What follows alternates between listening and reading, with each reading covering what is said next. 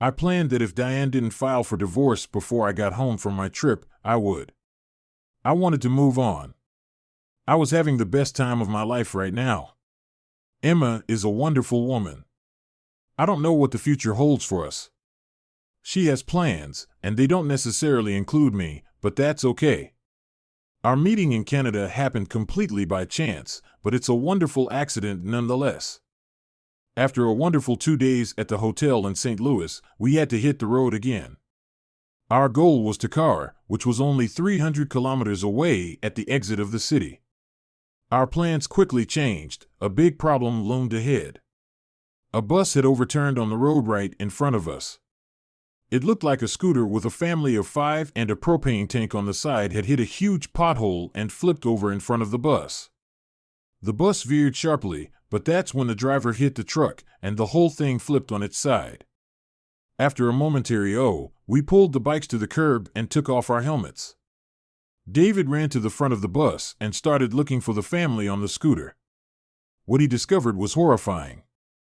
To most of us, the family had been thrown from the scooter, and the father was pinned under the wreckage of the bus. The children were all bleeding, and the mother was lying unconscious on the ground. The damn propane tank was jammed underneath her, as it appeared that she and the tank had rolled over several times. David quickly set to work on the mother, as it appeared she had the most trauma. David started yelling to me to help with the kids, and then to a few other people to go check to see if the father was alive or dead. I took our first aid kits off the bike and handed them to David. He was very calm and focused, working on the mother and her children. The father was barely moving, and it was obvious that he was going to need a lot more strength than we could give him to get him out from under the defender of the bus. Finally, the police showed up, but they did little except direct traffic. David yelled for them to call an ambulance, but they looked at him like he had 2 heads. An ambulance here? There were thankfully only a few people on the bus, and they slowly made their way out with cuts and bumps. The bus driver was bleeding from a head wound. He would need a few stitches. The policeman finally moved, and with the help of an iron bar, tried to lift the bus a little so that the father could be pulled out. When they got him out, he was in a bad way. David was preoccupied with him and kept asking if an ambulance was coming. Finally, 2 ambulances showed up, and the mother, father, and 3 children were loaded into the cars and taken to the hospital. David and I were sitting on the side of the road, drinking water. David was looking at the cuts and bruises the people on the bus had received. One of the police cars had taken the bus driver away, probably to the hospital. We didn't know for sure, but it wasn't our problem. One of the policemen with a lot of rank under his belt came over to talk to David. He spoke fairly good English. He asked David a few questions with a lot of hand gesturing and nodding. I couldn't hear what the conversation was about, but I soon found out. The policeman wanted to know why David was giving first aid to the wounded. When David explained that he was a doctor, the officer stepped back and spoke on his cell phone. He nodded his head for another long time and then turned back to David and asked if he could follow him to the hospital. The hospital asked that David stop and tell them a little about the family's injuries on the scooter. The hospital didn't seem to have a doctor at the moment, and all they had were a few nurses who were very busy at the moment. We got on our bikes and followed the police car to the hospital. It certainly wasn't the kind of hospital I was used to seeing in Europe, but it wasn't horrible either. The building was old and in need of updating, but it looked clean enough, and there was no trash in the hallways. The nurse David was talking to waved her hands and told him that they didn't have the capacity to take on another patient. David looked around and found everything he needed to stitch up some cuts on the children and then asked me to help him. I had no idea what to do, but he was very good at explaining to me what I needed to do to help him. Stitching is very easy. The hardest part is getting the curved needle through the skin. Once you do it a couple of times, it's no problem. I helped David for what seemed like a very long time, but I know it only lasted a couple of hours. The sight of blood was unfamiliar to me, but it's amazing what you can do when you need to. David was amazing. I couldn't believe what he had done. I had almost forgotten he was a doctor until he ran up to the scene of the accident and started shouting instructions to people. When danger arises, most people run from it. David ran toward it. Oh my God, we spent another 3 days in St. Louis. David spent most of that time at the hospital, where he saw several patients both from the scooter and bus accident and many others who had been brought to the hospital. I learned from a nurse that rumors of a doctor seeing patients at the hospital spread quickly. This means that many of those who do not see a doctor may get the opportunity to have their problem brought to their attention. The man worked for over 30 hours without a break. I went back to the hotel to get some rest and clean up. David needed another night to rest and get ready for the road. When we left town, we were a little sad because we knew that now the people there would not have a regular doctor they could count on for help. The return south brought new adventures. Our plan's first stop was Dakar. I had read a bit about it on Wikipedia and was eager to see the city. Dakar is the capital of the Republic of Senegal and is home to about 4 million people. I was struck by the contrasts of the city.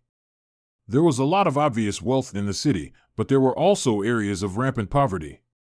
It seemed strange to see expensive Mercedes-Benzes and shabby scooters in the same traffic, but they seemed to coexist without much open hostility. People were in the business of surviving, families had to be fed and housed, and for that, you had to go to work.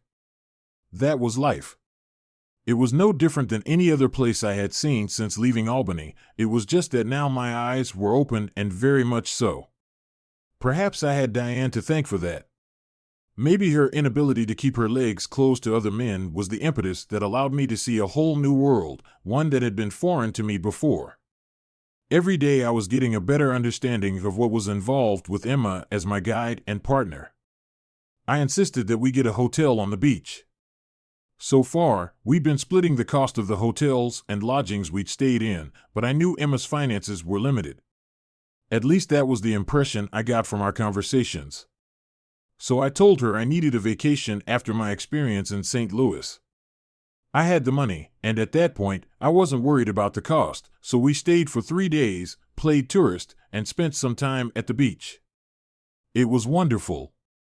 Emma told me that traveling with me made her very happy. I told her that she was quietly saving my life, giving me a new life. But then reality intervened. I checked my email and got this from the chief administrator of Albany General Hospital. To Dr. David Walters. David, we hope you enjoyed your leave from your hospital duties and that you are rested and ready to return to work. We have agreed on 3 months with the possibility of extending it to 6 months, but only if we and you mutually agree. Unfortunately, I have to inform you that you must return here as soon as possible, but at the latest by the 1st of next month. Your coworker is sick, so the emergency room needs you back at work. I can cover the shortage of doctors for a few weeks, but suffice it to say we need you back here as soon as possible. Let me know if you have any problems, and I will do my best to help. Call me when you receive this, please. David, I'm sorry to disrupt your plans, but we really need you. So wherever you are, please get your ass home. Laura. Dr. Laura Johnson. Chief Administrator. Well, all good things come to an end sometime, and this adventure was another victim of reality rearing its ugly head and biting me in the ass. I decided I could ignore the email for a few days and continue the trip, so that's what I did. Emma Fisher, the journey south was going to be very difficult and, frankly, much more dangerous, especially since David told me that he had been told to go back to the United States and return to his work at the hospital. We talked about me going home to Germany when he needed to go home. I then suggested that we ride a little further south to Namibia and ride from Windhoek to Cape Town. We contacted a bike store in Dakar that had contacts to ship our bikes by air and arranged to have them loaded on a cargo plane in 2 days. That's what we did. The flight to Windhoek was memorable because the airplane was old, and the pilot and co-pilot looked like nothing more than teenagers. The weather during the flight was very windy. We were glad to get down on the ground at the Windhoek airport and see our motorcycles. We sorted out the equipment, paid the curators so nothing was accidentally lost, and hit the road. The trip south to Cape Town took only 5 days. We both knew that the end of our time together was approaching fast, so we tried to make the most of that time. The sex with David was fantastic. I fell in love with him. He's the hero of my books. I didn't want to part with my hero, but I had to get back to work. I needed to start writing a book and editing hundreds of hours of video. The publisher was anxious to see some progress, and the money they'd given me was running out. I needed to go home and do things there. David arranged for us both to fly to Frankfurt, and there we parted ways. He would fly to JFK Airport in New York, and I would take the train to Berlin. There was a direct train from the airport to Berlin, which takes about 5 hours. David planned to take the subway from JFK Airport to the city and then take the train from Penn Station to Albany. He would take a cab to the hotel. On the day of our last night, we turned in our bikes to a bike store. Mine was sent to storage, and David's was sent back to the U.S. It was a sad day for me, and I could see that David didn't want to go home. At the Frankfurt airport, we were very quiet. I looked at him, and he looked so sad. His eyes spoke for themselves. I kissed him and told him he had to catch the next flight. He returned the kiss and whispered in my ear that he loved me. I realized that this was not the last time I would see this wonderful man. Albany, New York. Dave. Dave. It was my brother, Paul, yelling to me. I was standing in the hotel lobby, looking around, trying to figure out where he was. It was my second day back in the U.S. after leaving Africa. Holy bro, you're looking good. Where the hell have you been overseas? Hey, how did you know I was here? No, I have a client meeting here in a few minutes. Dad and Mom said you were taking a break from work and your wife. They never told me or Marcy where you went. What the hell is going on with Diane? It's a long story. So, you're coming to my house for dinner tonight, and you're going to tell me what the hell is going on and what you've been up to. I didn't argue with him. I guess it was time to get back to life here at home. Okay, thanks. A good home-cooked meal would be great.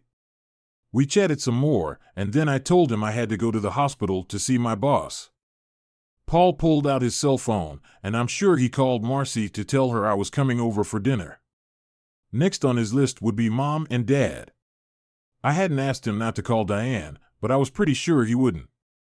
It was a short walk from the hotel to the hospital, and it was a beautiful morning.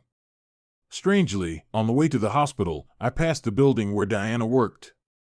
The hospital administrator, Dr. Johnson, was happy to see me and even told me that she had received a strange letter from the Seagulls government through the U.S. State Department, thanking me for the services rendered by an American doctor coming to St. Louis.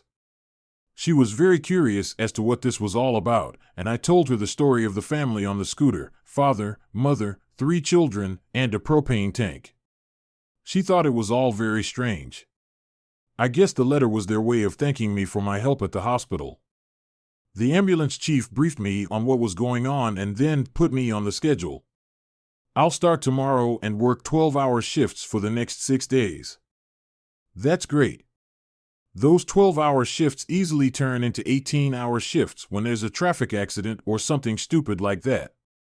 Tonight, I was going to visit my brother and his wife, eat all the food they would put in front of me, play with their 3 kids, and maybe even have a beer or 3.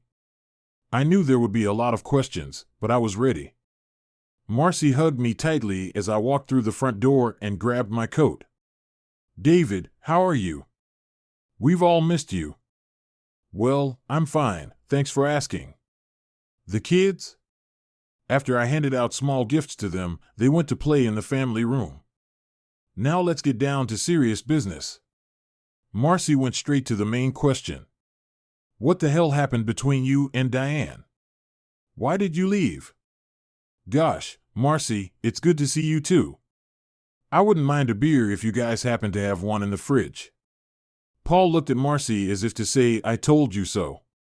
He went to the kitchen and came back with 3 bottles of beer.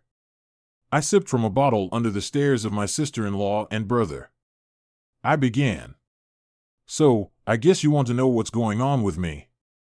What did Mom and Dad tell you? Marcy looked at me with some disdain for my evasiveness.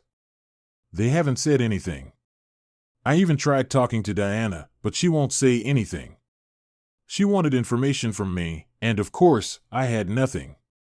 All we knew was that you took a break from work and went off somewhere by yourself. So what the hell is going on? She put a fine point on the matter. I spent the next half hour telling them about the last 5 months in Reader Digest format. I even went into some of the finer details of what I knew Diana was doing. I spared them the details of the investigator's report that revealed the extent of her entertainment. I omitted many details that they really didn't need to know. Besides, now that her affair had been revealed, it wouldn't bother them as much anymore. No matter. We had dinner and more beer, and there were lots of questions about what I was doing on the road, and especially in Africa. I shared a few stories about my travels. I told them about Emma. I also told them that she was back in Berlin working, and I was now back in Albany working, so our lives would continue. After dinner, I told them that I was going to look for a place to live for a while until I sorted out my divorce and figured out what I wanted to do with the rest of my life. The trip with Emma had opened my eyes to life, and I didn't think I could go back to living in a hospital and pretending to be happy.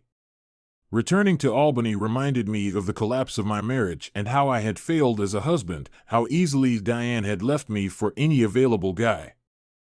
I didn't say this to Paul and Marcy, but thinking about Diana made me feel like a complete wimp. She had deceived me so easily and for so long. I resolved never to allow myself to do such a thing again. That was one of the many conclusions I came to while traveling on my motorcycle through Africa. Another conclusion was that there are many good women in the world, women with morals and integrity, women who will be honest with you, and if you don't suit them, will tell you so. They'll talk to you, not just have fun behind your back. If Diane didn't want to be married to me, why the hell didn't she just say so? We could have divorced and moved on. But no, she had to hide what she wanted. She had to lie to me. I took an Uber back to the hotel and got a good night's sleep. Tomorrow, I had to look for accommodation. Diana, a person I work with, informed me that David was back in town. They knew someone who was at the hospital and had seen him. I tried to call his mother and father, but predictably, I got the same answer I had gotten every time I called after David left: back off. I was desperate and decided to stake out the entrance to the emergency hospital in the hope of seeing him. I spent 4 nights parked outside the hospital, a place where I could watch the entrance. My goodness, how many people come and go in and out of that place? I didn't realize how busy it was. It seemed like every night there were ambulances constantly arriving, bringing in the sick and injured. I got bored, so I took a book with me to read and a snack. Unfortunately, on the second night, I felt like going to the bathroom, so I got out of the car and went inside to find a restroom. I walked around until the security guy asked if I needed directions. I decided to just ask David. I was told that doctor names are withheld unless you have an appointment, and then you have to go to the main entrance. I thanked him and left. On the 4th night, I got the gold. He was there. He was walking from the doctor's parking lot to the entrance. My heartbeat quickened, and I almost jumped out of the car and called his name, but I was too late. He disappeared inside the building. I got what I came for. I knew he was back in town. My next step was to try to talk to him and convince him to come home. It took a few days of searching, but I managed to find a nice apartment near the hospital. It was a few blocks away from where I lived. It was a pretty tiny 1-bedroom apartment, but it was furnished, and all I had to do was buy linens and towels and stock up on food. I wanted a furnished apartment since I didn't want to buy furniture.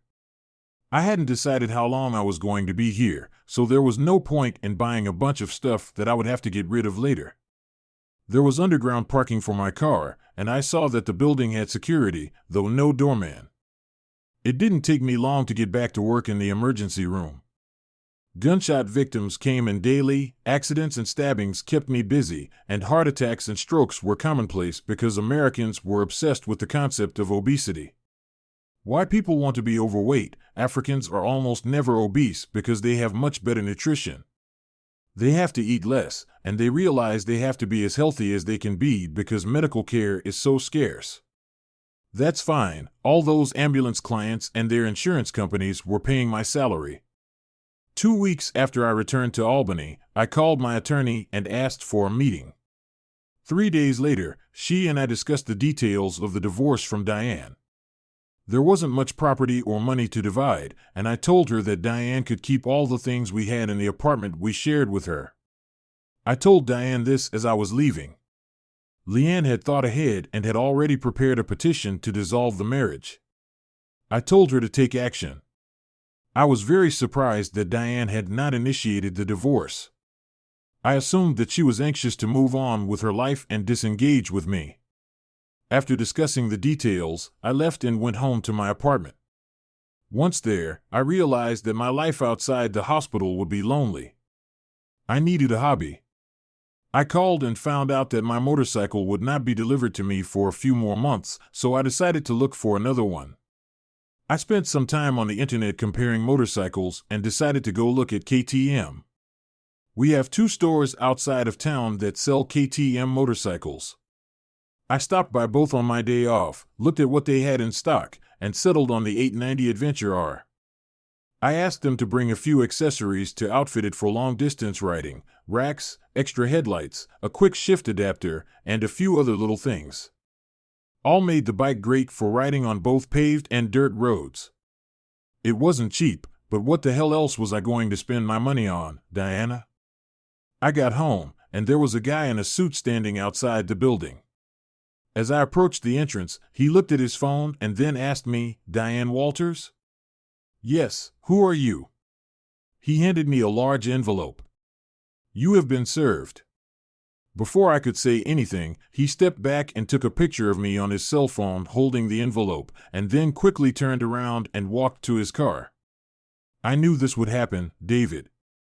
So, a quick guide to New York State divorce law. You can file for a no-fault divorce in New York if you and your spouse have lived together for at least a year, or if the marriage has broken down irretrievably for at least 6 months. My attorney sent an email saying that Diane had been served with divorce papers. Leanne expected to hear something from Diane's attorney in a week or so.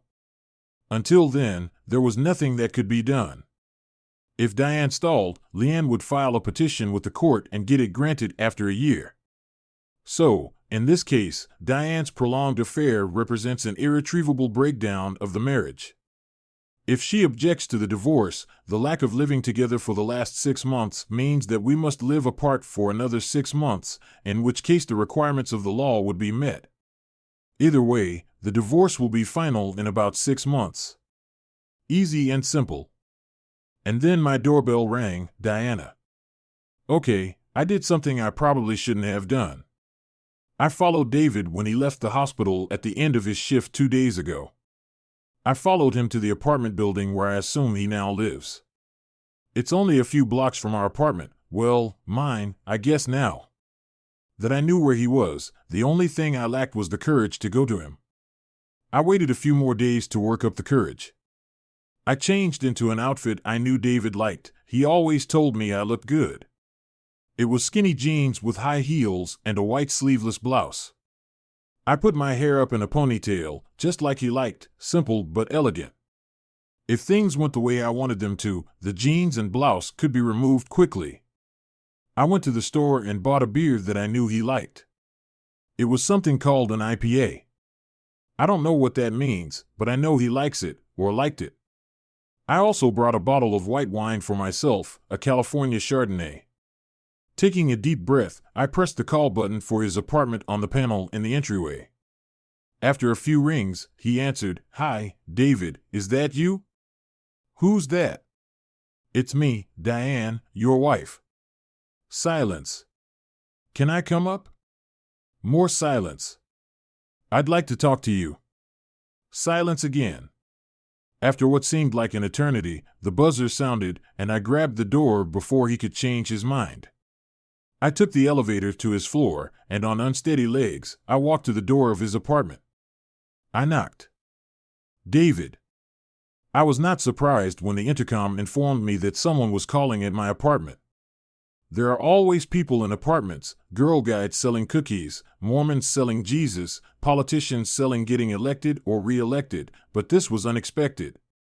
It was probably a big mistake, but I let her in. When I heard a knock on the door, I waited a few seconds before opening it. I needed to take a deep breath and gather my thoughts and emotions. In the few minutes between her call and the knock, 100 thoughts ran through my head. There were questions I was asking and anger I wanted to vent before opening the door. I reminded myself that I had moved on with my life. I am in a better place now than I was 6 months ago. I opened the door, and there she was. The look on her face was, well, she looked good. She looked tired but good, the woman who was my wife. Hell, she's still my wife. She was just standing there outside the door. I opened the door all the way and invited her in. Hi, Diane, what brings you here tonight? Hi, David, I wanted to talk to you. You've been hard to talk to lately and even harder to find. I turned and walked down the short hallway to the kitchen. I saw that she had a bottle of wine in her shopping bag. I brought her a wine glass and set it on the counter. She handed me the bottle. I had intended to pull the cork, but noticed it had a screw cap, so I opened it and poured her some. She pulled a can of IPA beer out of the bag and handed it to me over the counter. I wasn't sure if alcohol was good for me right now, so I told her, no thanks, I'm on hospital duty tonight. I grabbed a glass with ice and poured some Diet Coke. I pointed to the table for us to sit down. I decided that what we needed to talk about would be better discussed at the table rather than pretending we were all having friendly and informal conversations in the living room. Now was as good a time as any to finalize this marriage, and we could get busy signing the papers, and our lawyers could have the judge stamp them and be done with it. Diana. David got straight to the point, no preliminaries. How are you? Or it's good to see you after all these months. No. He looked more serious than I'd ever seen him. My stomach tied itself into a knot. When I started, you scared the hell out of me when you called the hotel and had Darren tell me you were dead. He didn't know who was calling, and of course, he didn't recognize your voice. I was shocked when I got home and found your note and wedding ring. I pulled his gold wedding ring out of my bag and slowly placed it on the table. He just stared at it, not touching it. He wasn't going to go near it. It was poison to him. I tried to talk to your family, but none of them wanted to take the time to talk to me. Your father told me repeatedly to go to hell. I guess I deserved it. Ever since you left, I've been in some kind of hell, David hastened to reply. What did you expect me to do? I found out you've been having fun with Darren Ranger for a while now, and you thought I shouldn't do anything about it. What kind of idiot do you take me for? Never mind, I know what kind of idiot you think I am. It wasn't like that. How the hell was that? I was lonely. You were always in the hospital. You were never home, and when you were home, you were always exhausted, and you never had time for me. So that meant it was okay to go and have fun with another man? It was okay to ignore our marriage? It was okay? Why the hell couldn't you at least talk to me and tell me you wanted to end our marriage? Why deceive me for so long? David stared at the table and refused to look at me. I couldn't blame him, could I? He took a drink, then asked, Did you sign the divorce papers? No, I don't want a divorce. I want us to be a complete family again. I am still your wife, and I want to be your wife and the mother of your children, I pleaded.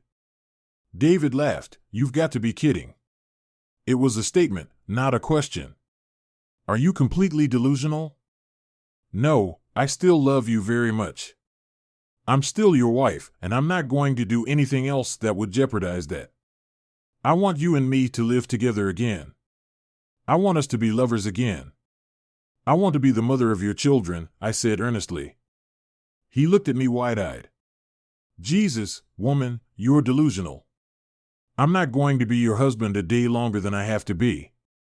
My lawyer is ready to go to court and file the divorce without you. You know that in New York, it's enough for that to happen if we've lived apart for a year, or 6 months if it's proven that our marriage is irretrievably broken. You've done a good job of making it irretrievably broken. Now I've done my part. It's over. Realize that you started all of this by entertaining your girlfriend for almost 2 years. I'm just finishing it, honey. What does it take to get over a divorce and become a couple again? I don't want to be married to you, Diana. You broke us. We're going our separate ways now. I've had an amazing experience since leaving Albany, and I'm not going back to my old life. David, we can be good together. I know. No, we can't. You enjoy spreading your legs too much in front of other men for there to be any kind of relationship between us. This water has been poisoned. It's time for us to move on, Diana. It's over. You can go back to doing what you like. David stood up to tell me that our conversation was over. I finished the wine from my glass, set it down, stood up, and moved toward him to kiss him. If he'll only let me touch him, maybe we have a chance. If he remembers what it feels like for me to be around him, maybe he'll want me again. I walked right up to him, took his hand, and pulled him to me. I kissed him on the lips. I stayed as close to him as I could until he pulled away. It was only a second, but I realized it was the beginning. The last thing he said to me was, "Don't forget to take this with you." He pointed to his wedding ring on the table. I took it, put it in my bag, and left his apartment. That's when I realized we were done. David was over. He and I would never have a life together. I loved the man, and I'd cast him aside for something that wasn't worth the price. Darren wasn't a prize when you think about it. He got what he wanted, and all it cost me was a husband I didn't really want to lose. I'm so stupid. I deserved what I got. I need to sign the papers and get it done. I need to let him go. David, that crazy woman tried to kiss me on the way out of my apartment. I don't want anything to do with her. Now she wants us to pretend like nothing happened so we can be together again and have kids? She's not right in the head. That's not going to happen. The only thing that can happen, at least on my end, is that my lawyer will file for a divorce and I can move on with my life. I needed a long, hot shower to wash the stink off me, so I did. And then I had a beer. Emma Fisher, I've been very busy here in Berlin, editing hundreds of hours of video and putting it into context. The dubbing has been a challenge. I'm doing everything in English and a second version in German. Doing closed captioning is fun, it's a lot of work. The last month has flown by, and I didn't notice how the time flew by. I sent David a few emails with short videos and a few pictures taken on his Honda while we were in Africa. He looks good in the videos, even in the one where he threw his motorcycle. We both laughed a lot. I asked my friend to help me. Her husband works for the government and has access to information about people. She was able to get me some information about David before we traveled to Africa together. You'll remember that I wanted to find out if he was really who he said he was and not an imposter or serial killer. I was glad to hear that he was really who he said he was, so I asked Ingrid to ask her husband Nick if he could give me an update on David. I know it was a little mean, but I needed to know what was going on without asking David directly. I had my reasons for doing so. It took about a week, but she gave me what her husband was able to get. It seems David is back working in the emergency room, and his lawyer has filed a dissolution of marriage, as it's called in America, with the court. That means divorce. The application was registered with the court a few weeks ago, so according to American divorce laws, he will be officially divorced very soon. That's good because I have some important news for him, but before I tell him, I have to make sure some other things get done first. Business in America. I sincerely hope my news will please him. David, yay! I'm divorced. It's official today. I have the paper in my hand. Thank God. Now, I feel like I can move on with my life and do some of the things I want to do. I have a few things to figure out first. Emma calls and writes me letters all the time with news about her book and videos. She has sent me several videos, mostly showing me doing stupid things like throwing my bike or almost running into a small herd of cows on the road because I was looking at the GPS and not paying attention to what was ahead. The cows and the bike weren't hurt, but my riding partner was laughing really hard. I told her about what was going on in my life. We talked on the phone several times. I told her about the visit Diane had paid me and how she hoped I would forgive, forget, and take her back. The disrespect with which Diane had treated me for so long was the deciding factor for me. I made my decision immediately after learning the extent of her affair. There was no going back. It seemed to me it was what made me want to take a break from life. Emma listened to my rant, and I realized she was sick of my problems. She wanted to tell me something. She said she had to go, but she would send me an email in a day or so. Emma mentioned that she had an announcement for me in a couple of weeks, but until then, I would have to wait. I figured it was about her book. Emma, I need to tell David the news, but I'm not going to do it when he's still mad at his ex-wife. I need him to focus on me. Maybe a little more time, but not much more time. David, it's been a week since the divorce was finalized, and I'm at the Albany airport, where I'm about to board a flight to O'Hare in Chicago, then Heathrow, and finally Berlin. It will be about a 15-hour flight, and I will arrive there tomorrow around noon. I need to see Emma. It's been almost 2 months. I need to talk to her. I need to find out if there's anything left between us after our time together in Africa. If not, I'll go back to my life and figure out what I want to do. Doctors Without Borders is recruiting for hospitals and looking for doctors to work in different parts of the world. The pay isn't great, and I'll have to see how badly my family wants me to pay off the student loans they gave me. But I'll figure it all out somehow. I landed at Berlin-Brandenburg Airport, went through customs, picked up my bag at the carousel, and went outside to hail a cab. I booked a room at the Parkview Hotel, located right in the center of the city in the Alexanderplatz district. It's a very nice hotel with all the modern amenities of a high-end hotel, not at all like the little diners Emma and I had stayed in while in Africa. After I checked in, showered, and grabbed a bite to eat, my task was to find the building where Emma worked. I knew it was in the center of town, but I had no idea how to get there. Of course, I turned to Google to figure out where to go. I saved a map of downtown and went for a walk. It was almost 4 p.m. when I got to her building. I decided that if Emma didn't want to visit me, I would play tourist for the remainder of my flight home to the United States. I tried to deal with my own expectations about how I would react if I showed up on her doorstep unannounced, so to speak. Surprisingly, the building was only a few blocks away, and the road took about a 15-minute walk. I went inside and found the company's office in the directory in the lobby. I took the elevator to the floor and stepped out into the lobby. I approached the very attractive young woman behind the counter. She greeted me in German. I smiled at her and asked if Emma Fisher was here and if I could see her, please. The young lady was surprised to see me, her eyes opened wide, and her carefully sculpted eyebrows raised noticeably. The American was asking for Emma. She grabbed her phone and made a call. After a few seconds of very quick conversation, she looked at me and said Emma or someone else should be here in a minute. If you'd like, you can sit here and wait for her. She gestured to the soft leather chairs. When I sat down, she picked up the phone again and started talking, this time quietly, almost in a whisper, but very quickly, in German to whoever she was calling. I thought I heard the word American a couple of times. She looked at me with the corners of her eyes.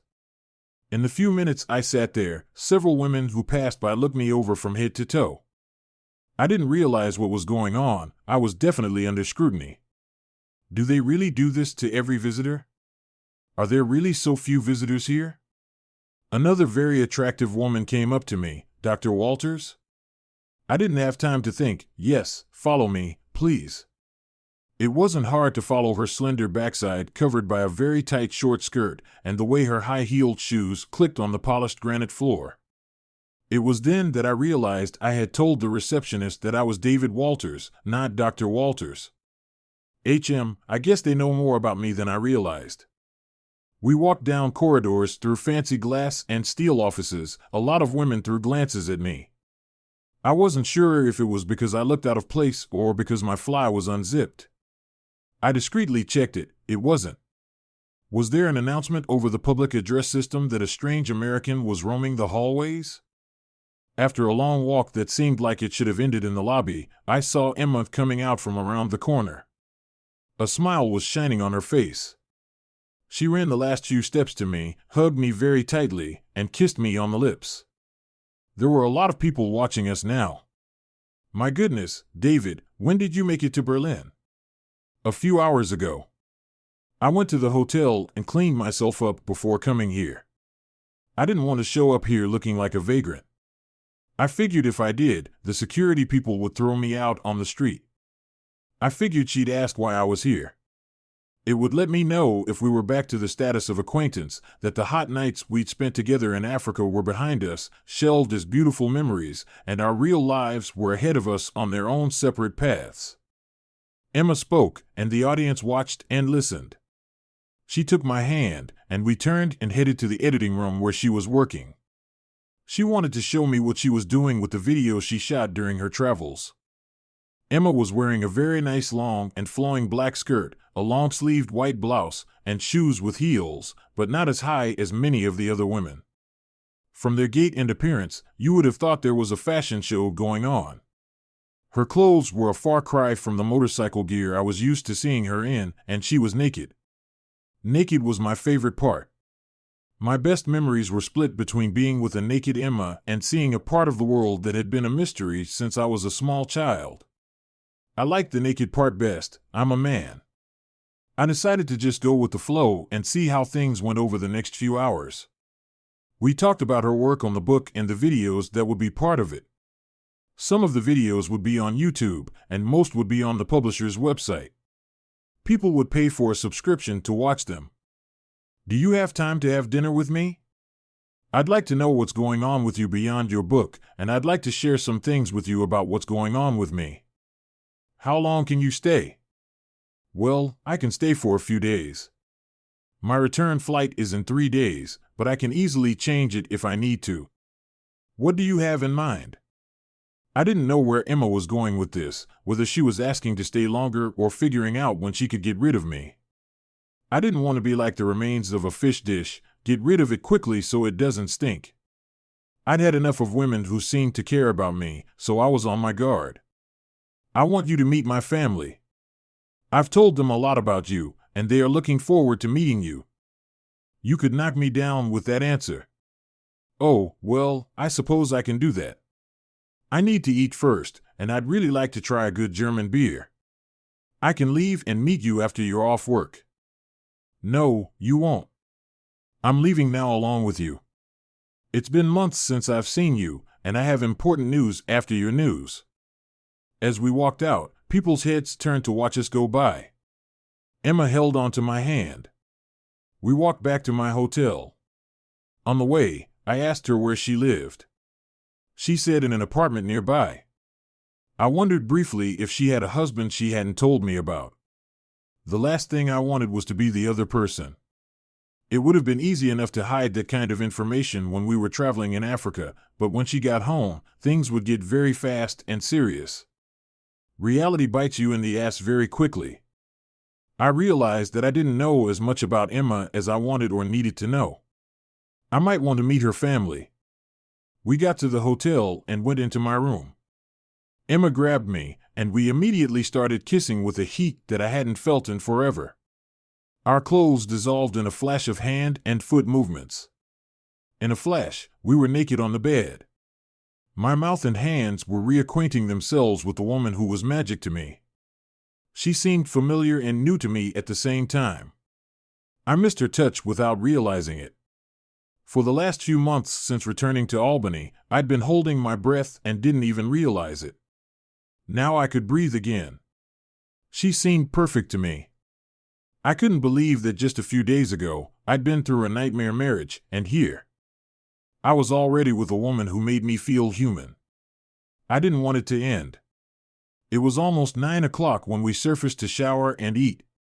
We didn't go far for food. The hotel had a good restaurant, and it was hard not to get good beer in Germany.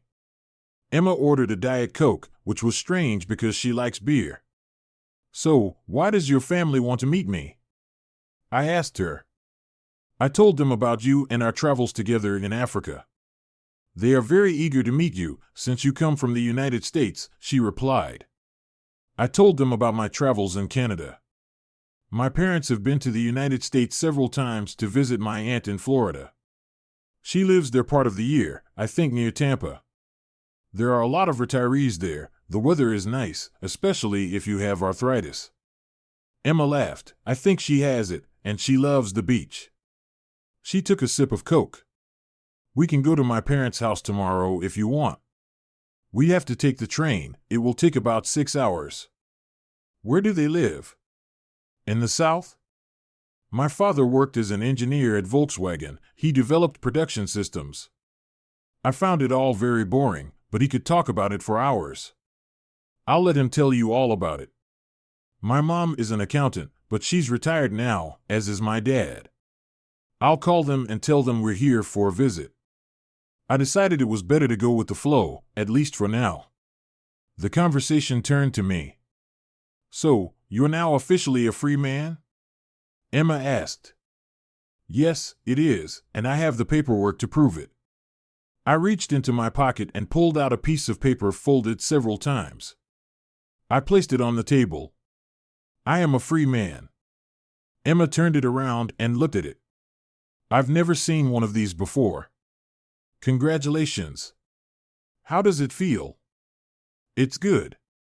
It was inevitable from the moment I found out she'd been having sex with her boyfriend for almost 2 years. She didn't want to be with me. If she wanted to, she wouldn't have done what she did for as long as she did. I shrugged and sipped my beer. "What do you want to do now?" Emma asked. There was a definite motive behind this woman's questions. She was dragging me several hundred miles to introduce me to her family. I was being tried to be evaluated for months.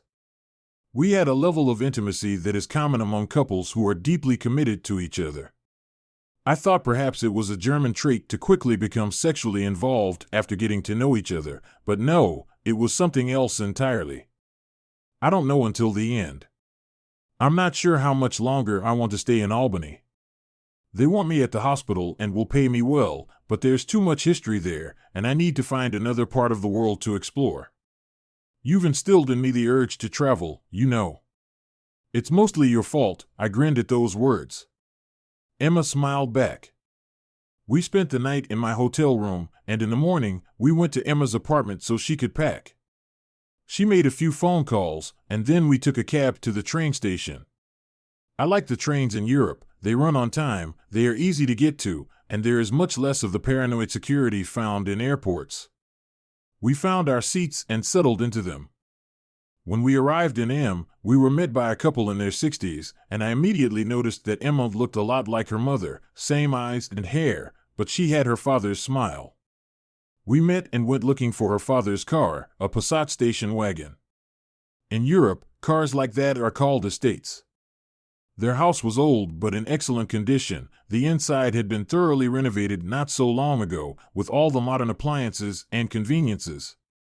I complimented her father, Carl, telling him that my father was a builder and would have very much approved of the work he had done.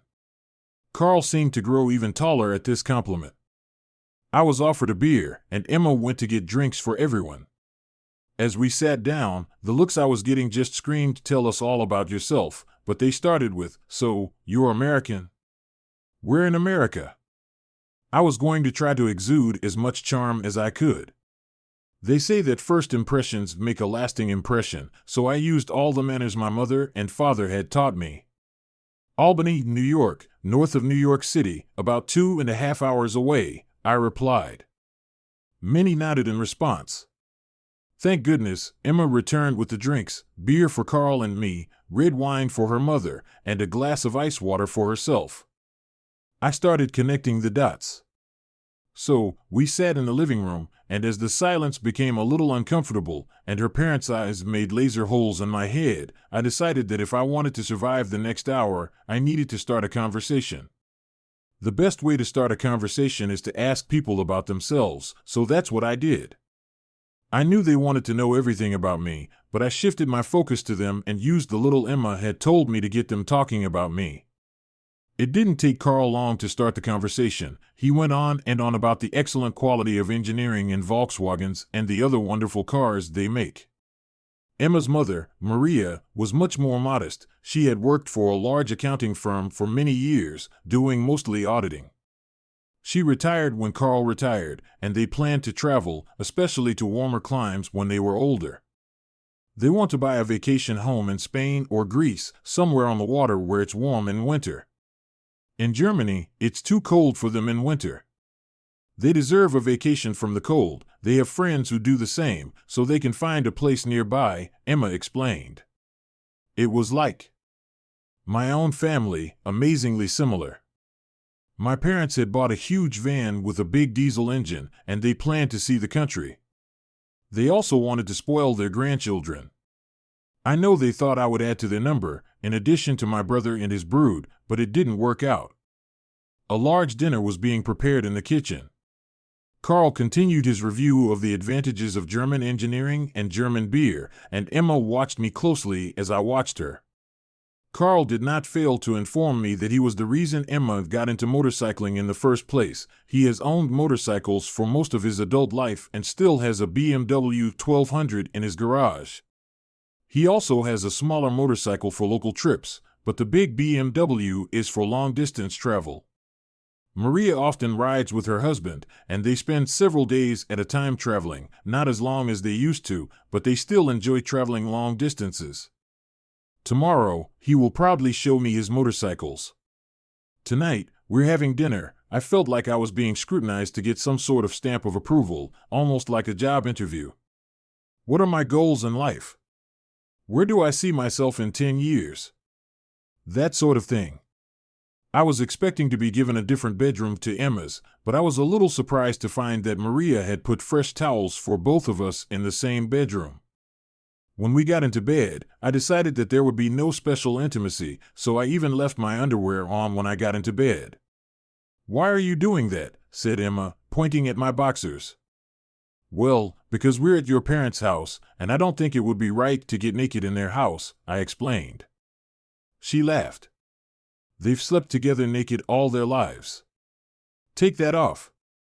I haven't been around you for quite a few months, and I want you to be around me, all of it," I whispered in her ear. "How long?" Emma didn't move from her seat. "How long? Yes, and for how long? How much time? For what? How many weeks? You do remember that I'm a doctor, right? I know what a pregnant woman looks and acts like. I'm pretty sure you're pregnant.